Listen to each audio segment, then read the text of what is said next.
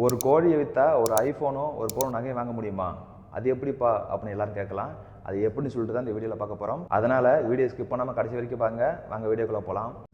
நம்ம ஊரில் ஒரு சாதாரண பிராய்லர் கோழியோட விலை எவ்வளோவா இருக்குன்னு பார்த்தீங்க அப்படின்னா 300 ரூபாயிலிருந்து 400 ரூபாய் வரைக்கும் இருக்குது.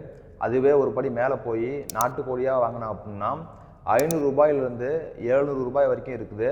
ஸோ இதுதான் நம்ம ஊரில் இருக்கக்கூடிய கோழியோட விலையாக இருக்குது. நீங்கள் சொல்கிறதெல்லாம் பார்க்குறப்ப அந்த கோழியோட விலை ₹1,00,000 மேலே இருக்கும் போலையே அப்படின்னு எல்லாரும் கேட்கலாம்.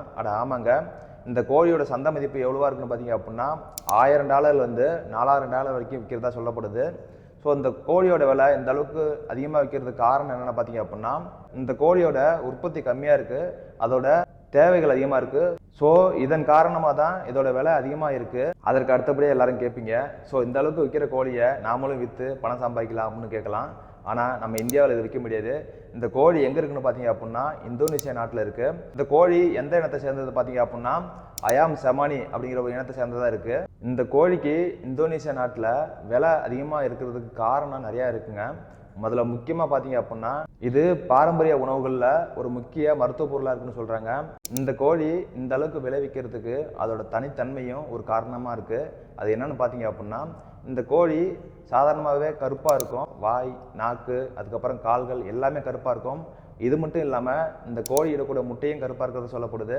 அதுக்கப்புறம் இந்த கோழியோட இறைச்சி, எலும்பு எல்லாமே கருப்பு நிறத்தில் இருக்கிறதா சொல்லப்படுது. இது மட்டும் இல்லாமல் இந்தோனேஷியா நாட்டில் ஒரு பாரம்பரிய உணவாக இருக்குது. ஸோ இதனால தான் இந்த கோழி அதிக விலைக்கு விற்கப்படுறதா சொல்லப்படுது. இந்த கோழியை இந்தோனேஷியா நாட்டோட அதிர்ஷ்ட கோழின்னு சொல்கிறாங்க. ஸோ அதுக்கெல்லாம் முக்கிய காரணம் இதோட விலையை தான். ஸோ நம்ம நாட்டில் இருக்கக்கூடிய கருப்பு கோழிகள்லாம் எவ்வளோ விலைக்கு விற்குதுன்னு சொல்லிட்டு தெரிஞ்சவங்க கமெண்ட் பாக்ஸில் கமெண்ட் பண்ணுங்கள். மேக்ஸிமம் இந்த வீடியோ உங்களுக்கு பிடிச்சிட்டு நினைக்கிறேன். இந்த வீடியோ பிடிச்சிருந்தா அப்படின்னா நம்ம பேஜை ஃபாலோ பண்ணதுக்கு ஃபாலோ பண்ணிக்கிங்க. அடுத்த வீடியோவில் பார்க்கலாம். பாய்.